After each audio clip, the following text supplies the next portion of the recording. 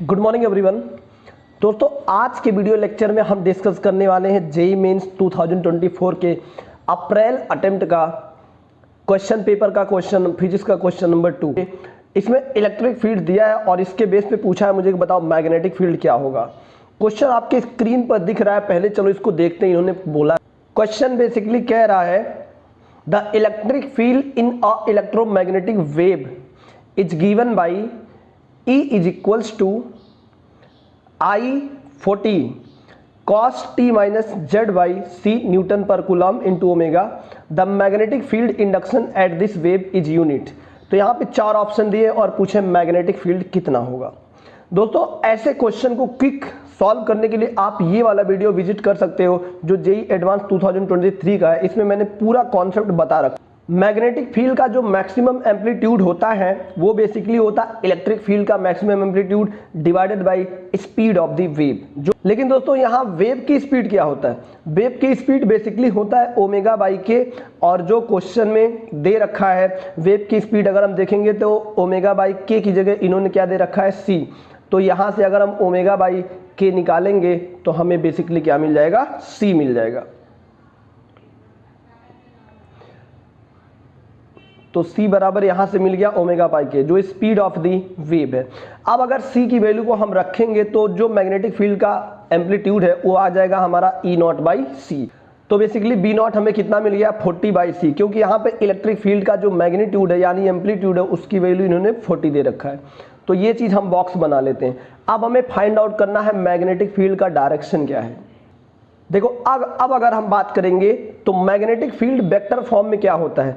Vector form में जो magnetic field होता है ये होता है स्पीड ऑफ द वेव और इनटू इलेक्ट्रिक फील्ड का वेक्टर फॉर्म। इसको पूरा डिटेल में समझने के लिए आप जेईई एडवांस का इलेक्ट्रोमैग्नेटिक वेव का PYQ का प्लेलिस्ट चेक कर सकते हैं। 2023 में जो जेईई एडवांस PYQ आया हुआ है उसमें मैंने पूरा डिटेल चेक बताया हुआ है कि B is equal to V cross E कैसे आया है। वहाँ से आप एक एक पॉइंट अच्छे से सीख सकते हैं। सब कुछ उसमें मैंने डाल रखा है क्योंकि वहाँ क्वेश्चन बड़ा है, एक्सप्लेनेशन बहुत ज़्यादा हुआ है, एवरीथिंग आपको मिलेगा। अगर हम इसके आगे चलेंगे तो हम देखो मैग्नेटिक फील्ड को लिख सकते हैं मैग्नेटिक फील्ड का magnitude B not into magnetic field का डायरेक्शन B कैप। इसी तरह से हम राइट साइड वेलोसिटी को C V कैप लिख सकते हैं और E को E नॉट इंटू आई लिख सकते हैं। तो यहाँ से बी नॉट जो वो कट जाएगा सी वी नॉट के द्वारा। इसका मतलब मैग्नेटिक फील्ड का जो डायरेक्शन है यानी कि जो बी कैप है ये एक्चुअली में वी कैप और इनटू ई कैप के बराबर होगा। अब देखो यहाँ समझना होगा कि मैग्नेटिक इलेक्ट्रोमैग्नेटिक वेव का जो डायरेक्शन है मोशन का वो किधर। तो यहाँ से देखा जा रहा है जो इलेक्ट्रिक फील्ड है वो है 40 कॉस ओमेगा टी। अब देखो यहाँ टी के पहले अगर पॉजिटिव होता और यहाँ जेड बाई सी के पहले भी पॉजिटिव होता तो जो ये वेव है वो माइनस जेड डायरेक्शन में ट्रेवल करती, और अगर यहाँ पे टी के पहले माइनस होता या जेड बाई सी के पहले प्लस होता यानी दोनों अपोजिट साइन के होते हैं तो जो डायरेक्शन ऑफ वेव है वो माइनस प्लस जेड होता, और अगर दोनों सेम साइन के हैं तो जो direction of motion of the wave है वो प्लस जेड डायरेक्शन में होगा। ठीक ना? तो यहाँ से अगर हम डायरेक्शन ऑफ इलेक्ट्रिक फील्ड देखेंगे तो बेसिकली इन्होंने आई कैप दे रखा है। तो अगर हम डायरेक्शन ऑफ बी निकालेंगे तो हमारा के कैप इंटू आई कैप यानी कि हमारा हो जाएगा जे कैप। ये हमें बी नॉट मिल गया। अब अगर हम मैग्नेटिक फील्ड का इक्वेशन लिखेंगे तो हमें मिलेगा B naught time B is equal to B naught time J और cos omega T minus Z omega by C. और यहाँ बी नॉट की वैल्यू जो हमने डाल रखा है वो है 40 बाई सी जे कैप और cos omega T minus Z omega by C हम यहाँ से लिख देंगे। तो देखो जो आंसर करेक्ट हुआ है ये हमारा ऑप्शन नंबर 4 करेक्ट हो गया, यानी कि ऑप्शन नंबर डी सही हो गया। बड़ा आसान सा सवाल था।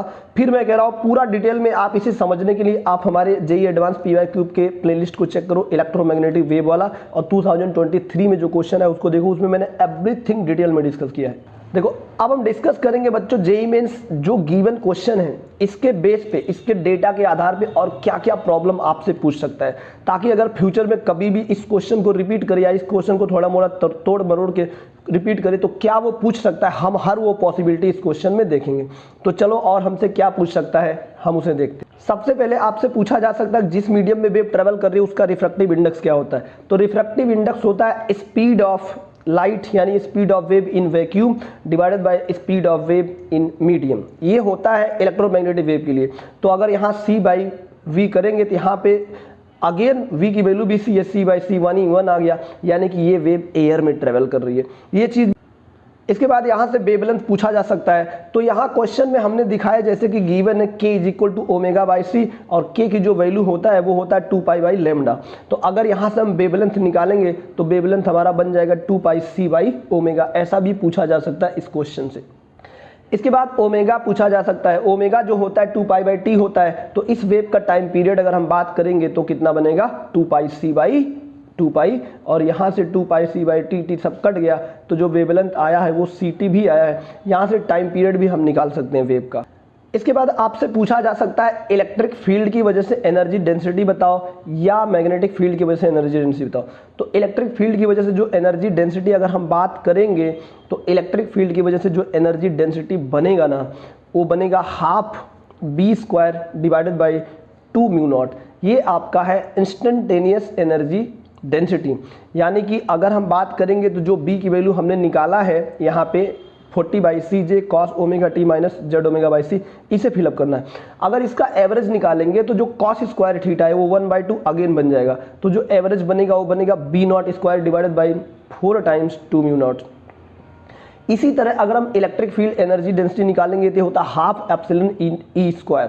तो यहाँ पे अगर हम E की वैल्यू रखेंगे तो हमें क्या मिल जाएगा, हमें मिल जाएगा 1/4 ε0 E02², यानी कि जहाँ हमने पहले E0 रखा वो E होगा, तो E0 sin² ωt। अब हम उसका एवरेज निकालेंगे, फिर sin² ωt 1/ कितना बन जाएगा 2। एवरेज निकालने का तरीका भी हमने सिखा रखा है, वो भी जाके सीख सकते। अब एक बार फिर मैं रिमाइंड करता हूँ, अगर आपको इस क्वेश्चन को बहुत गहराई में समझना, इलेक्ट्रोमैग्नेटिक वेव के ऐसे प्रॉब्लम को बहुत डिटेल में करना है, तो आप हमारे JEE एडवांस 2023 में हमने जो PYQ इलेक्ट्रोमैग्नेटिक वेव आया उसमें मैंने कॉन्सेप्ट भी बताया है, पूरा सोल्यूशन भी बताया, एवरीथिंग डिटेल डिस्कस किया है। तो आप प्लेलिस्ट में जाकर के PYQ के इलेक्ट्रोमैग्नेटिक वेव PYQ वाले सेक्शन में जाकर के एवरीथिंग चेकआउट कर सकते हो। और वीडियो को लाइक शेयर सब्सक्राइब जरूर करो। Bye bye.